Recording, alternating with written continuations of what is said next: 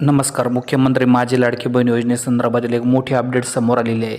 एका अधिकाऱ्याने सांगितलेलं आहे की महिला आणि बालविकास खात्यामध्ये जे एक अधिकारी काम करत आहे, नाव न सांगता त्यांनी सांगितलेलं आहे की आता एक सरकार पुढे एक पाऊल उचलत आहे. एका अधिकाऱ्याचं असं म्हणणं आहे की मुख्यमंत्री माझी लाडकी बहीण योजनेतील सुमारे 35% लाभार्थी ई-के-वाय-सी करायचे राहिले आहे.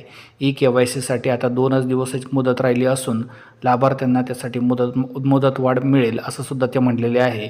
दुसरीकडे त्यांनी एक मोठं विधान केलेलं आहे. ते असं म्हटलेलं आहे की नोव्हेंबर आणि डिसेंबर महिन्याचा लाभ एकत्रित देण्यासाठी सरकार प्रयत्नशील आहे. म्हणजे बघा आता 2 हप्ते या ठिकाणी वितरित होण्याची शक्यता या ठिकाणी आपल्याला पाहायला मिळणार आहे. अत्यंत चांगली बातमी आहे सर्वांसाठी. अधिकाऱ्यांनी जी ही माहिती दिलेली आहे त्यामुळे यावर विश्वास ठेवावा लागेल आपल्याला. बघूयात आता पुढच्या काही दिवसात काय परिस्थिती होते. मात्र 2 हप्ते जर एकत्र मिळाले तर खूप चांगलं राहील सर्व शेतकरी मित्रांसाठी. धन्यवाद व्हिडिओ बघितल्याबद्दल.